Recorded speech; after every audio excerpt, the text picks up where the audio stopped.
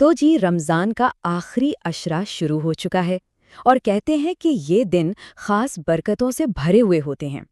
تو آئیے آج نجومائی میں یہ دیکھتے ہیں کہ ان خاص ایام سے بھرپور فائدہ آخر کیسے اٹھایا جا سکتا ہے۔ واہ، یہ تو بہت بڑا دعویٰ ہے نا؟ سورس کے مطابق ان چند دنوں میں کی گئی کوششیں واقعی تقدیر بدلنے کی طاقت رکھتی ہیں۔ تو چلیں سمجھتے ہیں کہ اس کے پیچھے کیا حکمت چھپی ہوئی ہے۔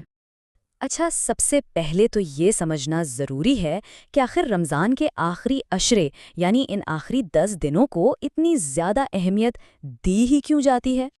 دیکھیں، اس عشرے کی جو اصل طاقت ہے نا، وہ اس کی طاق راتوں میں چھپی ہے۔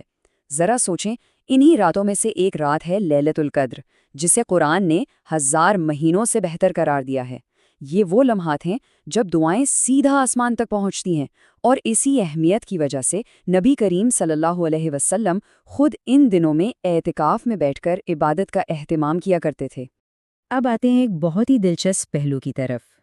سورس میں بتایا گیا ہے کہ کچھ لوگوں کے لیے یہ دن خاص طور پر بہت ہی مبارک ثابت ہو سکتے ہیں۔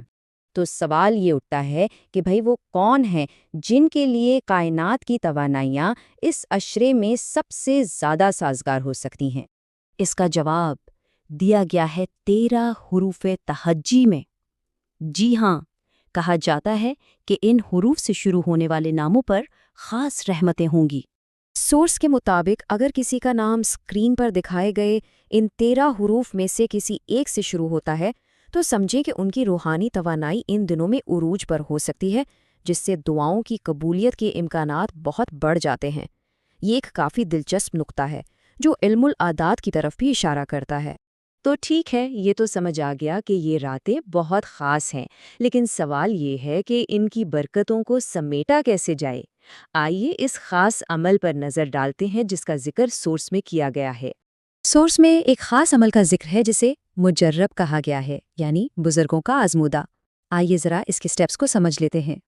یہ عمل 2 رکعت نفل نماز پر مشتمل ہے۔ پہلی رکعت میں سورہ فاتحہ کے بعد 41 بار سورہ قدر اور دوسری میں سورہ فاتحہ کے بعد 119 بار سورہ اخلاص پڑھنی ہے۔ نماز مکمل کرنے کے بعد اسی جگہ بیٹھ کر 313 بار سورہ اخلاص کا ورد کرنا ہے۔ اور ہاں، یہ یاد رہے کہ اس پورے عمل کے شروع میں اور آخر میں 11 بار درود ابراہیمی ضرور پڑھنا ہے۔ اچھا، یہ تو ہو گیا ایک جنرل عمل جو کوئی بھی کر سکتا ہے۔ اب دیکھتے ہیں کہ اگر کسی کو کوئی خاص مسئلہ درپیش ہو تو اس کے حل کے لیے سورس میں کیا رہنمائی دی گئی ہے۔ یہاں کچھ مثالیں ہیں، جیسے شادی میں رکاوٹ کے لیے ایک مخصوص ورد تجویز کیا گیا ہے، نوکری کی تلاش میں پریشان افراد کے لیے ایک الگ وظیفہ بتایا گیا ہے، اور صحت کے مسائل سے نمٹنے کے لیے دم کیے ہوئے پانی کا مشورہ دیا گیا ہے۔ مطلب یہ ظاہر ہوتا ہے کہ ہر مشکل کے لیے ایک خاص روحانی طریقہ موجود ہے۔ ان تمام اعمال اور وظائف کے بعد سورس ہمیں ایک سب سے اہم اور آپ کہہ لیں کہ بنیادی اصول کی طرف واپس لاتا ہے۔ بالکل، اصل نقطہ تو یہی ہے۔ روحانی مدد اپنی جگہ، لیکن کامیابی کا سفر تو انسان کو خود ہی شروع کرنا پڑتا ہے نا۔ دعائیں اور وظائف اس راستے میں مددگار ضرور ہیں، مگر پہلا قدم اٹھانے کی جرأت خود کرنی پڑتی ہے۔ تو آخر میں پیغام بالکل صاف ہے، رہنمائی تو مل گئی، لیکن نتیجہ ہر ایک کی اپنی نیت، اپنے خلوص اور اپنی کوشش پر منحصر ہے۔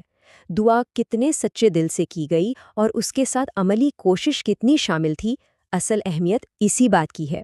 اور آخر میں یہ ساری رہنمائی ہمیں اس ایک سوال پر لا کر چھوڑ دیتی ہے کہ اس علم کی روشنی میں کامیابی کی طرف پہلا قدم کیا ہوگا۔